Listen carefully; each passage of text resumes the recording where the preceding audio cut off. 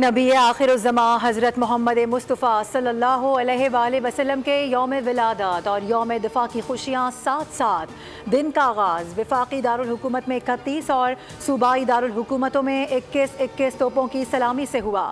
فوجی جوانوں کی جانب سے پاکستان زندہ باد اور نعرہ تکبیر بلند۔ مساجد میں ملک کی سلامتی، امن اور سیلاب متاثرین کے لیے خصوصی دعائیں۔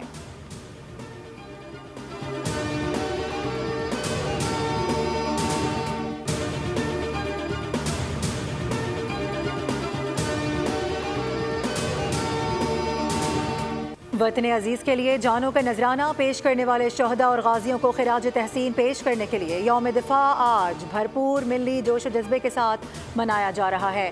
مسلح افواج نے یوم دفاع پاکستان کے موقع پر شہداء پاکستان کو خراج عقیدت پیش کیا۔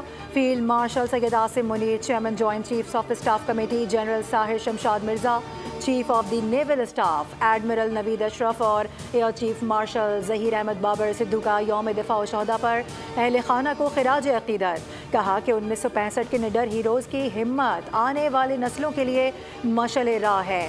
بہادر سپوتوں کی جیت ہمیشہ کے لیے باقی رہے گی۔ وزیر اعظم شہباز شریف نے اپنے پیغام میں کہا کہ 6 ستمبر ہماری قومی تاریخ میں بہادری، اتحاد اور عزم کا دن ہے۔ 1965 کا ناقابل تسخیر جذبہ آج بھی زندہ ہے۔ مارکہ حق میں ایک بار پھر مسلح افواج اور عوام آہنی دیوار بن گئے۔ فیلڈ مارشل سید عاصم منیر کے تصویراتی ویژن نے دشمن کا تکبر مٹا کر نئی تاریخ رقم کی۔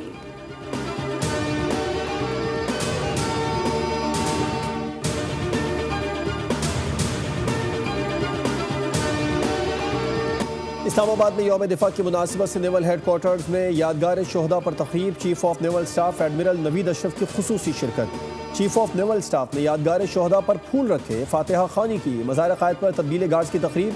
Pakistan air force academy Azhar Khan کے چاقو چوبند دستے نے گارڈز کے فرائض سنبھالے۔ Corps commander Karachi lieutenant general Awais Dastgir کی مزار قائد پر حاضری، پھول رکھے اور فاتحہ خوانی کی۔ مہمانوں کی کتاب میں تاثرات قلم بند کیے۔ Corps commander Lahore lieutenant general Fayyaz Hussain Shah کی مزار اقبال پر حاضری، پھول رکھے اور فاتحہ خوانی کی۔ گورنر سندھ کامران خان ٹیسوری نے بھی مزار قائد پر حاضری دی۔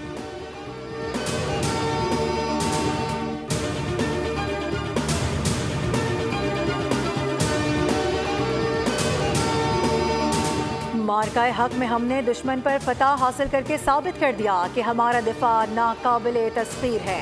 ہم دشمن کی جارحیت کے ہر اقدام کا منہ توڑ جواب دینے کی بھرپور صلاحیت رکھتے ہیں۔